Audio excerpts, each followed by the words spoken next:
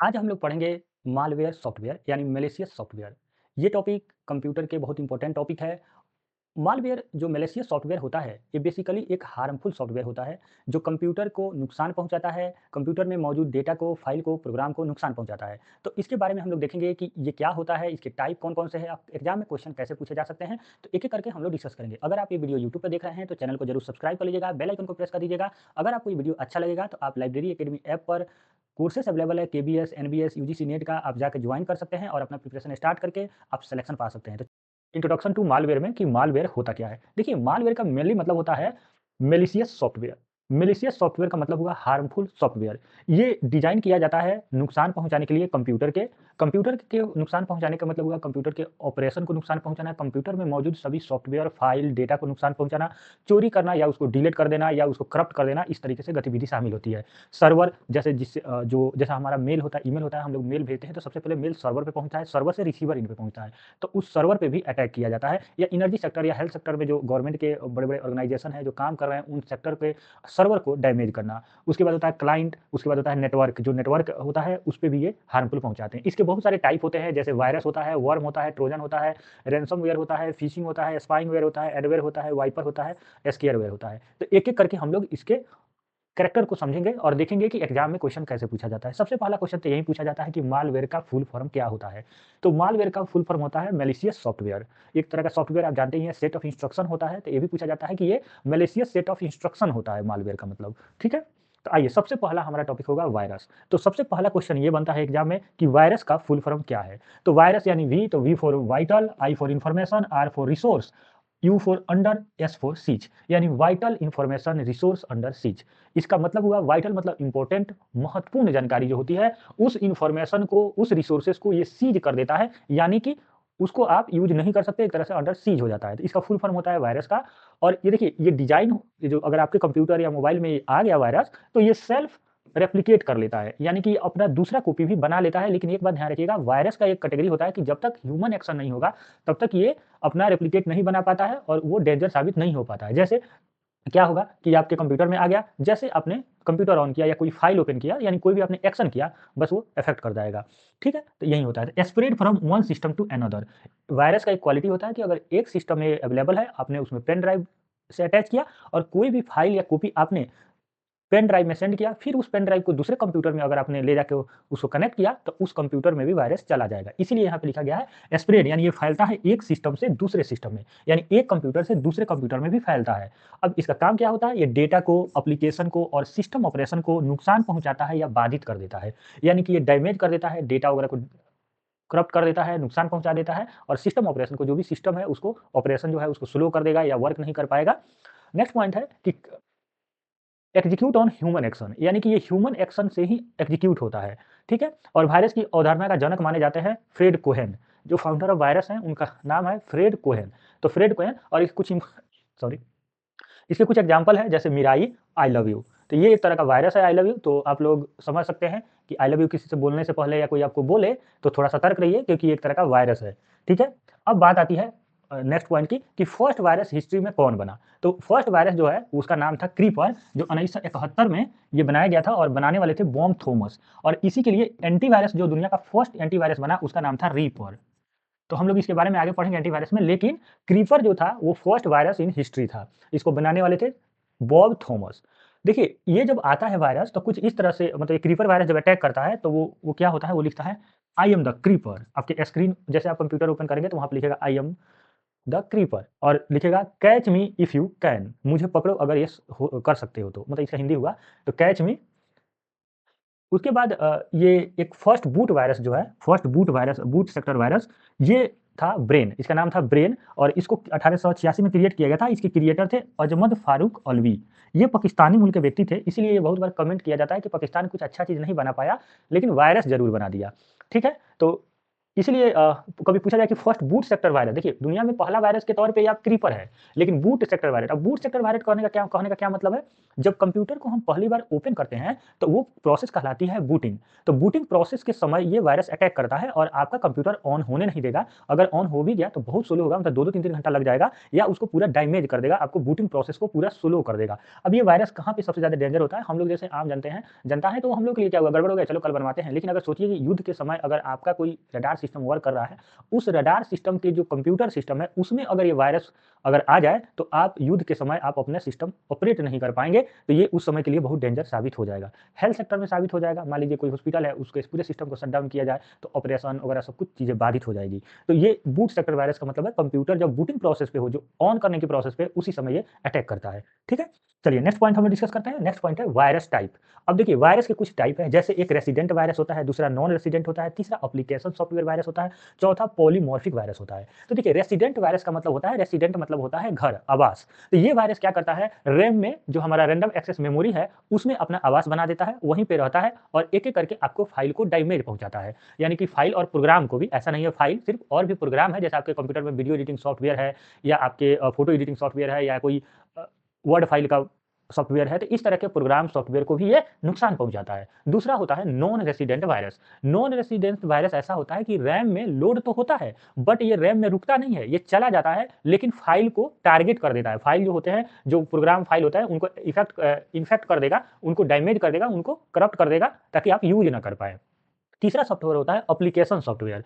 अब application software का काम क्या होता है, जो आपके कंप्यूटर में एप्लीकेशन सॉफ्टवेयर है, जैसे MS Access, MS Excel, PowerPoint, ये सब जो सॉफ्टवेयर है, जो एप्लीकेशन सॉफ्टवेयर के तौर पे जाने जाते हैं, उसमें ये वायरस आ जाता है। और जैसे उस फाइल को आप ओपन करेंगे, जैसे मान लीजिए आपके पास कोई एमएस एक्सेल का फाइल है, उसको चाहे एमएस वर्ड का फाइल है, आप जैसे ही उसको ओपन करेंगे, वो क्या करेगा, इन्फेक्ट कर देगा और ये आपको करप्ट कर देगा और उसको डैमेज पहुंचा देगा। तो यही होता है, जैसे कि लिखा हुई हूँ, MS Excel, MS Access, MS Word, MS Excel जैसे फाइल को ये इन्फेक्ट करता है, यानी कि हानि पहुँचाता है। डॉक्यूमेंट खोलते ही एक्टिव हो जाता है। जैसे हम उस डॉक्यूमेंट को ओपन करेंगे, ये वायरस एक्टिव हो जाएगा और जितना भी डेटा होगा, हमारा डेटा करप्ट हो जाएगा, डेटा खत्म हो जाएगा। दूसरा होता है पॉलीमॉर्फिक वायरस। ये क्या करता है, आपके सिग्नेचर और कोड, जो मतलब आपके ना सिस्टम में जो भी पासवर्ड है, आपका आइडेंटिटी है, उसको चुराता है। और ये थोड़ा डेंजर ज़्यादा होता है इनकी अपेक्षा, क्योंकि इसको एंटीवायरस नहीं पकड़ पाता है। ठीक है? अब आइए बात करते हैं वर्म की। तो ये था वायरस, अब हम लोग बात करेंगे वर्म की। देखिए वर्म भी एक तरह का मालवेयर ही है, लेकिन इसका फुल फॉर्म होता है डब्ल्यू से write once read many, write once read many. अब देखिए एक बार ये सिस्टम में आ गया, तो ये जाना मतलब कि ये चला गया सिस्टम में, तो कई बार, एक बार मतलब कि इसका मतलब हुआ राइट वन्स, एक बार अगर उसमें आ गया, रीड मेनी मतलब होता है कि कई बार वो इफेक्ट करते रहेगा। और देखिए ये जो वर्म होता है ना, ये सेल्फ रेप्लिकेट करता है, लेकिन मतलब इसका नेचर होता है कि खुद ब खुद अपना कॉपी बनाता है और ह्यूमन एक्शन की जरूरत नहीं होती है। जैसे हम लोगों ने वायरस देखा था, वायरस में क्या है, जब तक ह्यूमन एक्शन नहीं होगा, तब तक वो अपने आप को सेल्फ रेप्लिकेट यानी अपना डुप्लीकेट नहीं फाइल बनाएगा, लेकिन ये ऑटोमेटिक ही बनाते चला जाता है। और इसके मतलब कि वर्म वायरस जो था, इसके फाउंडर हैं रॉबर्ट मॉरिस, यानी कि इन्होंने सबसे पहले, रॉबर्ट मॉरिस ने इस वायरस को बनाया था। और जो फर्स्ट वर्म को पर्सन थे, जो person who wrote the first worm, उनका नाम था रे टोमिल्सन। इन्होंने फर्स्ट वायरस का कोड लिखा था, रे टोमिल्सन। और इसीलिए फर्स्ट वर्म था, ये मॉरिस के नाम से ही था, मॉरिस वर्म, फर्स्ट वर्म। और देखिए ये मैलिशियस प्रोग्राम है एक तरह का, जो अकेला चलता है, मतलब इसको ये किसी फाइल से अटैच होने की, कोई ह्यूमन एक्शन की जरूरत नहीं है, अपने आप ये बढ़ते जाएगा, अपने आप वो फाइल को डैमेज पहुंचाते जाएगा, यानी इंडिपेंडेंटली ये काम करेगा। ये देखिए वायरस से थोड़ा डेंजर होता है, वायरस से डेंजर इसलिए होता है क्योंकि वायरस तो चलिए कम से कम ह्यूमन एक्शन की रिक्वायरमेंट तो है। अगर हमने ओपन किया कंप्यूटर और कुछ हम एक्शन नहीं ले रहे हैं, तो वो फैलेगा नहीं, लेकिन ये विदाउट ह्यूमन एक्शन के कई फाइल में चला जाएगा। ठीक है? एग्जांपल है मॉरिस वर्म और वानाक्राई। नेक्स्ट है ट्रोजन, ट्रोजन हॉर्स इसको बोलते हैं हम लोग शॉर्टकट में, ट्रोजन वायरस। ये क्या होता है, ये भी एक तरह का मैलिशियस सॉफ्टवेयर है। और इसका काम क्या होता है, ये क्या करता है, अपने आप को हेल्पफुल दिखाता है। मतलब ऐसे शो होगा जैसे मैं ऐसा प्रोग्राम हूँ जो तुम्हारे हेल्प के लिए हूँ, कंप्यूटर में आएगा तो ऐसे लगेगा कि ये आपको हेल्प करेगा। तो इसीलिए अपने को यूजफुल प्रोग्राम के तौर पे दिखाएगा। हेल्प मतलब कि आपके काम की चीजें हो, मतलब यूजफुल की चीजें हो, तो ये अपने आप को काम के तौर पे दिखाएगा, यानी यूजफुल के तौर पे दिखाएगा सॉफ्टवेयर। लेकिन असल में ये दिखाएगा यूज़फुल हूँ मैं, और आप उसको डाउनलोड कर लेंगे कि चलो ये तो यूज़फुल सॉफ्टवेयर है, लेकिन ये एक तरह का मालवेयर सॉफ्टवेयर होगा और आपके सिस्टम को मतलब कि इसमें उसके बाद आ जाने के बाद बहुत सारा काम कर सकता है, जैसे सेंड फाइल कर सकता है, डिलीट फाइल कर सकता है, आपको रीबूटिंग मतलब कंप्यूटर को ऑफ ऑन करने का टोटल कंट्रोल भी ले लेता है ये, ठीक है? और इसके कुछ एग्जांपल है, ये कैसे आएगा, जैसे मान लीजिए कि कैसे ये शो करेगा कि मैं अच्छा हूँ, आप हमको डाउनलोड कीजिए। जैसे आप गूगल पे गए, आपने सर्च किया कि best free video editing software और आपने उसको डाउनलोड कर लिया। अब वीडियो एडिटिंग सॉफ्टवेयर के नाम पे वो आएगा, लेकिन वो रहेगा वायरस, मतलब कि ये Trojan Trojan horse malware software रहेगा और वो एक तरह का फ़ाइल आपको आपके कंप्यूटर को नुकसान पहुँचाएगा, लेकिन वो वीडियो एडिटिंग सॉफ्टवेयर रहेगा नहीं। ठीक है? तो इसी तरह ये आता है। तो देखिए मैंने लिखा भी है pretend to be useful but usually harmful. ये अपने आप को शो करेगा कि मैं यूज़फुल हूँ, लेकिन ये हार्मफुल सॉफ्टवेयर होगा। इसका मेन मकसद हैकर जो होते हैं, उनका मेन मकसद होता है आपके सिस्टम में घुस जाना, आप जो भी मतलब कुछ भी कर रहे हैं उसमें तो उसका डेटा चोरी करना, उसके पासवर्ड को चोरी करना, ये सब भी ये करते हैं। ठीक है? तो पासवर्ड, डेटा फ़ाइल, एक्सेस सब ये ले लेते हैं। ठीक है? कई बार ये कंप्यूटर पर नियंत्रण भी कर लेते हैं, पूरे कंप्यूटर को एक तरह से कंट्रोल ले लेते हैं ट्रोजन हॉर्स के थ्रू। ठीक है? और जब कंट्रोल ले लेंगे तो किसी को भी फाइल सेंड कर देंगे, कहीं से फाइल भेज देंगे, आपको लॉन्चिंग प्रोग्राम, इसमें बहुत तरह का प्रोग्राम ये लोग इंस्टॉल कर सकते हैं, डिलीटिंग फाइल कर सकते हैं, रिबूटिंग कर सकते हैं, यानी पूरे कंप्यूटर को रिबूट कर सकते हैं। ठीक है? और इसका कुछ एग्जांपल है जिससे ये आते हैं, जैसे फ्री गेम कोई डाउनलोड आप कर लेंगे, जैसे कि आप गूगल में सर्च किए कि ये गेम हमको बताओ बेस्ट गेम कौन-सा है और आपने कोई गेम डाउनलोड कर लिया, फ्री टूल कोई डाउनलोड किया, फ्री मूवी प्लेयर वगैरह आपने डाउनलोड कर लिया, फ्री मूवी कोई लिंक आया और बोला कि ये मूवी है, जैसे कोई मान लीजिए कि कोई मूवी आ रहा है अभी नया और आपको लगा कि ये तो मूवी आ गया, उसमें इमेज लगा रहेगा और आप उस पे क्लिक करेंगे कि चलो ये मूवी डाउनलोड हो जाएगा, 1 जीबी का है, लेकिन वो पता चलेगा कि एक ही सेकंड में वो डाउनलोड हो गया, 10-20 एमबी का था और वो एक तरह का ट्रोजन वायरस था, ट्रोजन हॉर्स मालवेयर था। ठीक है? अब बात करते हैं फ़िशिंग की। नया कैटेगरी है ये मालवेयर का फ़िशिंग। फ़िशिंग का मतलब होता है जैसे मछली को हम दाना डालते हैं, उसके एक कील होता है उसके थ्रू, तो मतलब क्या हुआ कि हमने दाना डाला फँसाने के लिए, तो फ़िशिंग के अंतर्गत ही उसी तरह आपको फँसाया जाता है और फँसाया कई तरह से जा जा सकता है। जैसे कि कोई फ़ेसबुक का वेबसाइट है, जैसे फ़ेसबुक का आपने वेबसाइट पे विज़िट किया होगा, तो कुछ सिमिलर टू सिमिलर फ़ेसबुक का वेबसाइट जैसा ही हम वेबसाइट बना देंगे और आपको एक लिंक सेंड करेंगे कि इस पे फ़ेसबुक है और आप इसको लॉगिन कर सकते हैं, यहाँ से क्विकली लॉगिन हो जाता है, आपको बार-बार वेबसाइट वगैरह ढूँढने की ज़रूरत नहीं है। मतलब कि जैसे आप गूगल में गए, आपने facebook.com डाला और उसी से मिलता-जुलता कोई वेबसाइट आपको दिख गया फ़ेसबुक और उसी तरह लेआउट भी है और आप वहाँ पे गए, अपना पासवर्ड और अपना यूज़र आईडी डाले, तो उन्होंने उस डेटा को चोरी कर लिया। तो एक तरह से क्लोन बोलते हैं उसको। मतलब हूबहू वेबसाइट जैसा, एक वेबसाइट ओरिजिनल वेबसाइट के जैसा हूबहू वेबसाइट बना लेने को क्लोन बोलते हैं। जैसे आप बैंकिंग सेक्टर में देख सकते हैं, कोई मान लीजिए कि आपका एसबीआई बैंक है एग्ज़ाम्पल के तौर पे और एसबीआई बैंक है और आप क्या किए कि एसबीआई का बैंक का जो लॉगिन पासवर्ड है, उसके थ्रू आप एसबीआई बैंक पे लॉगिन करते हैं। लेकिन कोई ऐसा सेम टू सेम वेबसाइट मतलब दिखने में भी सेम लॉगिन वगैरह डायनामिक मतलब कि जो भी उसका यूज़र ग्राफिक है सब सेम है। लेकिन यूआरएल में थोड़ा बहुत चेंजेज़ है और चेंजेज़ है उस पे आपने ध्यान नहीं दिया और आपने वहाँ पे गए अपना लॉगिन और पासवर्ड जैसे यहाँ एंटर किए, तो वो तो लॉगिन होगा नहीं क्योंकि वो तो कोई बैंक का सर्वर है नहीं। लेकिन उनको ये पासवर्ड और यूज़र आईडी पता चल गया, उन्होंने तुरंत आपके एसबीआई ओरिजिनल बैंक जो वेबसाइट है, उस पे जाके आपका पूरे पैसे उड़ा देंगे। ठीक है? तो इस तरह से होता है फ़िशिंग। तो फ़िशिंग एक तरह का साइबर अटैक है, where attacker use fake message और वेबसाइट यानी फेक मैसेज और वेबसाइट आपको trick victim to give an away sensitive information. यानी कि एक तरह से फ़िशिंग एक साइबर अटैक है जिसमें अटैकर फेक मैसेज या नकली वेबसाइट का उपयोग करके लोगों को धोखा देते हैं फ़िशिंग के अंदर। फ़िशिंग जो मालवेयर होता है उसके अंतर्गत इसमें क्या कर रहे हैं हम लोग कि आपको एक तरह से बेवकूफ़ बनाया जा रहा है कि ये ओरिजिनल वेबसाइट है, उस पे आपने गए और अपना क्रेडेंशियल, पासवर्ड और यूज़र आईडी वगैरह आपने शेयर कर दिया।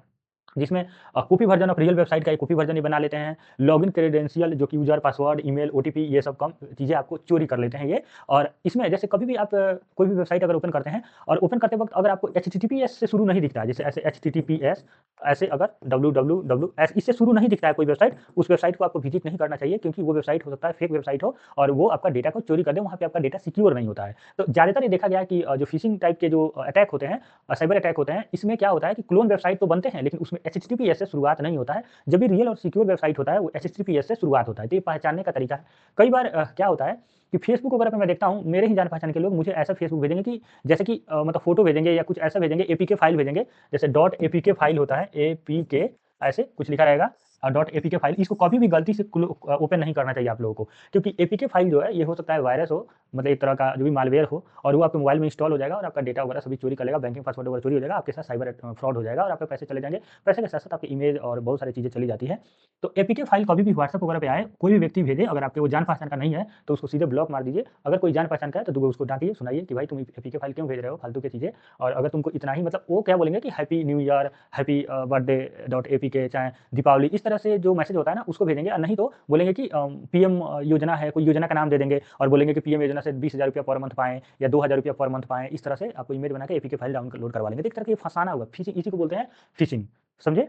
और चलिए नेक्स्ट बात करते हैं रैनसमवेयर। रैनसम का मतलब होता है फिरौती, फिरौती माँगना। रैनसम का हिंदी होता है फिरौती। तो इसमें क्या होता है, पैसा इन्वॉल्व होता है। एक ऐसा मालवेयर जो होता है ये रैनसमवेयर, जो आपको अटैक करता है और आपके सिस्टम को पूरा लॉक कर देता है। That lock the your system and encrypts file and demand money to the restore access.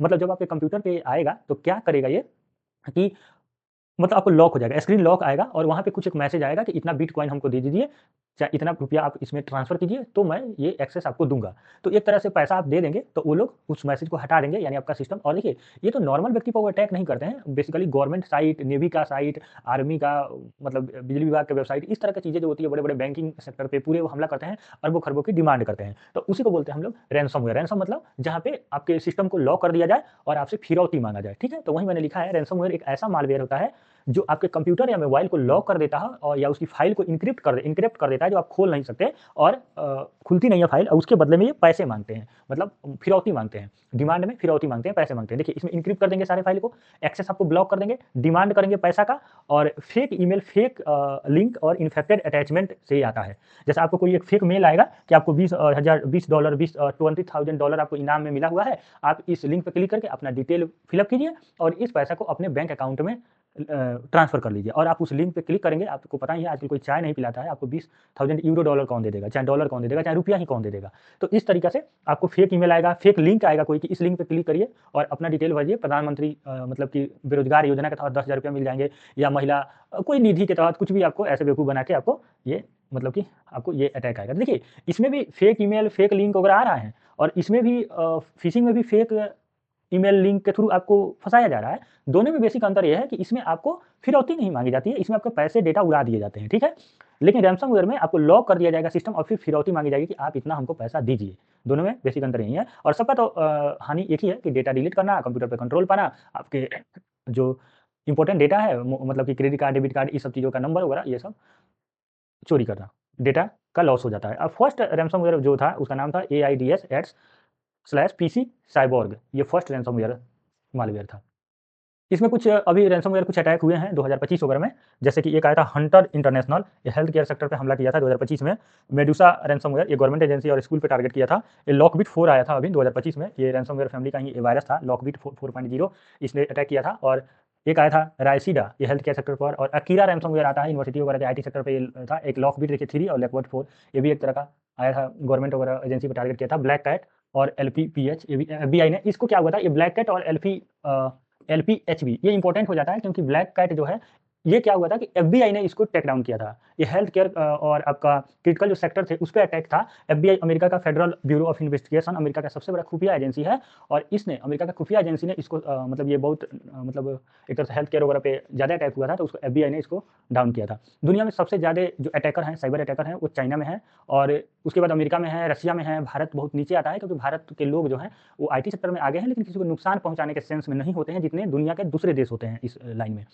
China में एक चीज़ और है कि उनके पास अपनी खुद की सब कुछ है, जैसे कि उनका अपना सर्च इंजन है, अपना ऑपरेटिंग सिस्टम है, अपना वेब ब्राउज़र है, अपना डेटा सेंटर है, मतलब कंप्यूटर में लगभग सब कुछ उनके पास है, 100% चीज़ें उनके पास है, उनके पास अपना मैन्युफैक्चरिंग यूनिट है। भारत अभी नहीं कर पाया है, भारत इवन अपना ऑपरेटिंग सिस्टम नहीं बना पाया है, चाहे अपना सर्च इंजन नहीं है, चाहे अपना जीमेल, हालाँकि ज़ोहो मेल ने अपना ईमेल बनाया है, जो भारत की कंपनी है। इसके अलावा ऊला जो है, भारत की एक अपना ब्राउज़र है, लेकिन इसके अलावा जैसे कि कहें अगर हम लोग कि सर्च इंजन, ये भारत का अपना सर्च इंजन कोई भी नहीं है। इसके अलावा ऑपरेटिंग सिस्टम में जैसे कि एमएस, माइक्रोसॉफ्ट विंडो है, वो अमेरिका का है, या लाइनक्स वगैरह अमेरिका का है। भारत का अपना ऑपरेटिंग सिस्टम नहीं है। मोबाइल की दुनिया में एंड्रॉयड भी अमेरिका का है, भारत का नहीं है। तो भारत के पास अपना आईटी सेक्टर इतना बूम होने के बाद भी हम लोग का ना ही सर्च इंजन, ना ही ऑपरेटिंग सिस्टम, और ना ही बहुत इंपॉर्टेंट जो डेटाबेस मैनेजमेंट है, चाहे हम लोग का जो डीबीएमएस सॉफ्टवेयर है, जैसे कि अमेरिका का आप डीबीएस माईएसक्यूएल पढ़ते हैं, या और भी बहुत सारे चीज़ें पढ़ते हैं, वो सभी अमेरिका का ही है। भारत के पास अभी उतना डेवलपमेंट नहीं हो पाया, लेकिन चाइना ने सब सेक्टर में कर लिया है। इसी कारण चाइना के इंजीनियर बहुत आगे हैं, इसलिए अमेरिका पे सबसे ज़्यादा अटैक चाइनीज़ जो साइबर अटैकर होते हैं, वो करते हैं, ठीक है? उसके बाद हम लोग बात करते हैं स्पूफिंग। स्पूफिंग क्या होता है? देखिए, इसमें क्या होता है स्पूफिंग में, किसी को अपना मतलब किसी का आइडेंटिटी बताकर धोखा देना। मतलब जैसे मैं हूँ, वो हूँ नहीं, और मैंने बताया कि मैं ये हूँ, और इस तरह करके मैं धोखा दे दिया। जैसे मैंने लिखा, इससे आपको समझ में आएगा कि जैसे कि स्पूफिंग का मतलब है किसी और की आइडेंटिटी बनकर धोखा दे देना। जैसे मैं मान लीजिए कि कुछ और हूँ, लेकिन मैं कुछ और बन के धोखा देता हूँ। Attacker fake email, IP address, phone number या वेबसाइट का उपयोग करते हैं, ताकि यूज़र को लगे कि सब कुछ असली है। ठीक है? तो उस तरह से स्पूफिंग किया जाता है। इसमें फेक आइडेंटिटी का यूज़ किया जाता है, fake ID, fake IP address, ये सब का किया जाता है। इनका भी मेन काम होता है बेसिकली बैंक फ्रॉड करना, लॉगिन डिटेल वगैरह लेना, और पर्सनल डिटेल वगैरह चोरी करना, ठीक है? तो स्पूफिंग भी यही होता है। नेक्स्ट है स्नीफिंग। स्नीफिंग का क्या मतलब होता है? देखिए, स्नीफिंग का क्या होता है कि जैसे हम लोगों का एक तरह से डेटा जो ट्रैवल करता है ना कंप्यूटर में, वो होता है, जैसे स्विचिंग पढ़ना होता है हम लोग का डेटा ट्रैवल का, तो एक होता है पैकेट स्विच, पैकेट में डेटा ट्रैवल करता है। ये जैसे हम लोग 7 ओएसआई लेयर पढ़े थे हम लोग, तो नेटवर्क लेयर हम लोगों ने पढ़ा था। Network layer. तो नेटवर्क लेयर में जो डेटा ट्रैवल करता है वो पैकेट के फॉर्म में एक आईपी एड्रेस से, सोर्स आईपी एड्रेस से रिसीवर आईपी एड्रेस तक सेंड होता है डेटा।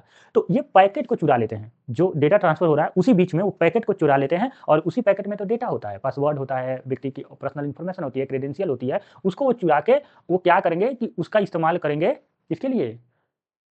बैंकिंग फ्रॉड करने के लिए।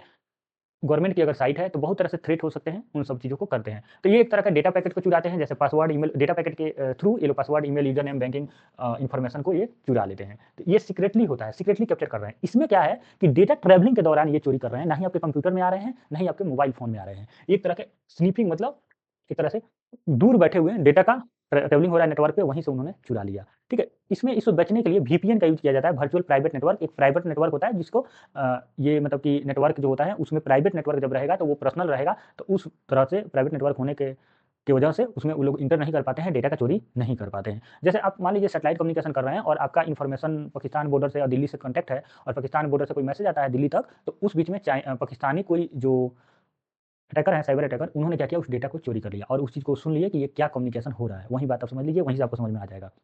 ठीक है? उसके बाद आता है स्पाईवेयर। अब स्पाईवेयर का क्या मतलब है? देखिए, स्पाईवेयर का मतलब होता है, स्पाई मतलब होता है ना किसी की निगरानी करना, किसी को पीछा करना। होता है ना कि स्पाईवेयर, स्पाई मतलब होता है किसी की पीछा करना सीक्रेट रूप से। तो देखिए मैंने वहीं लिखा है कि स्पाईवेयर भी एक ऐसा मालवेयर होता है जो छिपकर आपकी एक्टिविटी पर नज़र रखता है। अब छिपकर एक्टिविटी को नज़र रखता है और बिना बताए डिवाइसेज़ से डेटा कलेक्ट करता है, जो आपको डिवाइसेज़ प्रोवाइड किया जा रहा है, और आपको लगेगा कि मेरे पास तो डिवाइस कौन देगा? मैं तो किसी से डिवाइस लूँगा ही नहीं। लेकिन ऐसा नहीं है। जैसे आप गए एटीएम में, और एटीएम में गए और एटीएम में अपना कार्ड स्वाइप किया, और कार्ड के अंदर ही वो एक अपना कोई डिवाइस उन्होंने चोरी-छुपे लगा दिया, और आपके कार्ड को चुपचाप उन्होंने क्लोन बना लिया, कार्ड के हूबहू कार्ड बना लिया, और उसके बाद अपने पासवर्ड वहाँ एंटर किया, तो उस पासवर्ड को भी उन्होंने चोरी कर लिया। उसके बाद वो पेमेंट कर सकते हैं, उसके अलावा वो लोग पैसे निकाल सकते हैं। तो देखिए इसमें आता है कीबोर्ड टाइपिंग, की स्ट्रोकर बोलते हैं उसको। ये क्या होता है, लगा दिया जाता है एटीएम के जहाँ पे आप कार्ड एंटर करते हैं, वहीं पे वो चीज़ें चोरी-छुपे लगा दी जाती है। कॉल या मैसेज या लोकेशन को मॉनिटर करना, और फ्रीवेयर या शेयरवेयर के थ्रू ये आता है। जैसे बहुत सारे फ्रीवेयर सॉफ्टवेयर है जो ओपन सोर्स सॉफ्टवेयर है, या शेयरवेयर सॉफ्टवेयर है कि आप अभी यूज़ कीजिए, बाद में इसको हम लोग क्या करेंगे, बाद में हम लोग पैसे लेंगे। जैसे अभी क्या करेंगे कि कहेंगे कि ये सॉफ्टवेयर तो 10 लाख का है, लेकिन चलिए हम आपको 30 दिन के लिए फ्री ट्रायल दे रहे हैं। आप 30 दिन के फ्री ट्रायल यूज़ कीजिए, और फिर अगर आपको अच्छा लगेगा तो फिर आप पेमेंट कीजिएगा, नहीं तो नहीं कीजिएगा। तो कोई भी सोचेगा चलो 10 लाख या 1 लाख या 10,000 या 5,000 का सॉफ्टवेयर है, फ्री में 1 महीना यूज़ करते हैं, फिर देखते हैं क्या होता है, तब तक आपका डेटा चोरी हो जाता है। ठीक है? तो इस तरह से भी किया जाता है। तो वहीं कीलॉगर का काम होता है, आपकी टाइपिंग रिकॉर्ड करता है ये, जो भी आप वहाँ पे पासवर्ड वगैरह डाल रहे हैं उसको रिकॉर्ड कर लेगा, कार्ड का क्लोन बना लेगा। इसके अलावा ट्रैकिंग कुकीज़, मतलब जो भी आप ब्राउज़िंग एक्टिविटी है, जो भी आप ब्राउज़र जो जैसे क्रोम वगैरह में ब्राउज़िंग कर रहे हैं, तो उसमें क्या करेगा वो, आप जो भी चीज़ें सर्च करते हैं उसको मॉनिटर करेगा, और क्या-क्या पासवर्ड वगैरह क्या-क्या डाल रहे हैं, वो चीज़ को देखते रहेगा, और फिर वो फॉरवर्ड करते रहेगा। इवन आपके कॉल को, मैसेज को, ओटीपी मैसेज वगैरह को भी ट्रैक करेगा, ओटीपी क्या आ रहा है और क्या आप पासवर्ड डाल रहे हैं, कौन से बैंक में आपका अकाउंट है, ये सभी चीज़ों को ट्रैक करके यहाँ से भी आपको खतरा होता है। चलिए, उसके बाद आता है डीडोस अटैक, यानी distributed denial of service. Distributed denial of service का मतलब होता है जब भी कम्युनिकेशन हो रहा है उस पे ह्यूज जो ट्रैफिक है, ह्यूज ट्रैफिक भेज देना, और उस ट्रैफिक से उस पूरे सिस्टम को स्लो डाउन कर देना, इतना स्लो डाउन कर देना कि वो स्टॉप हो जाए, और जो ओरिजिनल यूज़र है उस वेबसाइट, उस नेटवर्क, उस सर्विस को यूज़ ही ना कर पाए। वैसे को हम लोग बोलते हैं डीडोएस अटैक। ये क्या होता है, देखिए डीडोस हमला होता है जब अटैकर बहुत सारे इन्फेक्टेड कंप्यूटर, जिसको हम लोग बोटनेट बोलते हैं, बोटनेट का उपयोग करते हैं, और सर्वर, वेबसाइट या नेटवर्क पर अनलिमिटेड मतलब फेक ट्रैफिक भेजते हैं, और फेक ट्रैफिक भेजने से वो स्लो हो जाता है और पूरी तरह बंद हो जाता है। इतना फेक ट्रैफिक भेजेंगे कि जो मेन सर्वर है वो सोचेगा कि मैं किसको जवाब दूँ, किसको नहीं दूँ, इसके कारण वो ठप पड़ जाएगा। तो जैसे ऐसा होता है, कई बार आप सुने होंगे कि आईआरसीटी की वेबसाइट 2 घंटे के लिए बाधित हो गई, या 2 घंटे से चल नहीं रही है, तो उस समय ये डीडोस अटैक हुआ होता है, उस समय वो पूरी तरह से ठप हो गया रहता है, नहीं चल पाता है। ठीक है? कई सिस्टम मिलकर एक ही टारगेट पर हमला करते हैं, मतलब लाखों सिस्टम उनके पास होती है, वो लाखों सिस्टम से एक ही सिस्टम पर अटैक करते हैं और पूरा उसको क्रैश करवा देते हैं, जिसको हम लोग बोलते हैं पूरा वेबसाइट क्रैश कर गया। तो वो वही होता है क्रैश करना, और बहुत ज़्यादा ट्रैफिक सर्वर पर भेज देते हैं, वेबसाइट सर्विस बहुत स्लो हो जाती है, ये काम करना बंद हो जा कर देता है। इसमें बॉटनेट होता है, जो इसमें उपयोग किया जाता है, अटैकर उपयोग करते हैं कंट्रोल करने के लिए सिस्टम पे, ठीक है? तो ये चाइनीज़ अटैक बहुत करते हैं इस तरह से, असली यूज़र को सर्विस नहीं मिल पाता है इसमें, ठीक है? तो ये समझे आपने, डिस्ट्रीब्यूटेड डिनायल ऑफ सर्विस। कभी पूछा जाए तो हेवी ट्रैफिक एक कीवर्ड है इसका, हेवी ट्रैफिक भेजना, बहुत मोर ट्रैफिक भेज देना ताकि सिस्टम स्लो हो जाए। बॉटनेट का इस्तेमाल करते हैं अटैकर, ठीक है? नेक्स्ट है स्कीमिंग डिवाइस। एक स्कीमिंग डिवाइस होता है, वहीं जो मैंने बोला था ना, अभी आपको पढ़ाया था, तो उसी में स्कीमिंग डिवाइस का मतलब होता है कि एक ऐसा मतलब डिवाइसेज़ का यूज़ करना जिससे आपके जो क्रेडिट कार्ड है, जो एटीएम कार्ड है, या पीओएस पे जो आप पेमेंट कर रहे हैं, इस सभी चीज़ों का एक क्लोन बना लेते हैं वो, और उस डिवाइस का इस्तेमाल करके आपका डेटा चोरी करते हैं, जिसमें हम आपका एटीएम, पीओएस, पेट्रोल पंप पे, होटल, रेस्टोरेंट, कार्ड रीडर, ये सब पे इनको ये लगाया जाता है और स्किपिंग डिवाइस यहाँ पे यूज़ किया जाता है और आपका डेटा चोरी हो जाता है। तो ये एक तरह का स्मॉल इलेक्ट्रॉनिक डिवाइस होता है जो जिसका काम होता है आपके कार्ड का इन्फॉर्मेशन को चोरी करना। दूसरा होता है क्रिमिनल क्या करते हैं, यूज़ करते हैं, कैप्चर करते हैं क्या एटीएम, डेबिट और क्रेडिट कार्ड का डेटा को। यहाँ पे स्किमिंग डिवाइस के थ्रू उसके जो इन्फॉर्मेशन है कार्ड, एटीएम का उसको चोरी करते हैं। सीक्रेटली अटैच करते हैं ये लोग एटीएम में, पीओएस में, मशीन में, जो भी जैसे पेट्रोल पंप है, बहुत सारे petrol pump open petrol pump है, वहाँ पे पर्सन नहीं है, उस समय वो गए उस डिवाइस में चुपके से उन्होंने इंसर्ट कर दिया और जब आप जाके वहाँ पे पेमेंट करेंगे तो आपका कार्ड का डिटेल उस पीओएस में जाएगा और आपका पैसा पेमेंट तो होगा, लेकिन इसके साथ-साथ आपके जो कार्ड है उसका डिटेल उनके पास चला जाएगा। उसके बाद होता है copy data from the card, magnetic tap मतलब मैग्नेटिक स्ट्रिप जो होता है उसे कॉपी कर लेते हैं और ये डुप्लीकेट कार्ड क्रिएट कर लेते हैं उसी डेटाबेस का यूज़ करके, उसी डेटा जो उन्होंने कैप्चरिंग किया है उससे डुप्लीकेट कार्ड क्रिएट करेंगे और एक तरह से ये कैमरा और फेक कीपैड भी इन्होंने लगाते हैं जिसके कारण आप पिन जो क्लिक करते हैं, उस पिन को भी ये चोरी कर लेते हैं और ATM, POS, petrol pump, hotel, restaurant वगैरह पे ये चीज़ें होती है।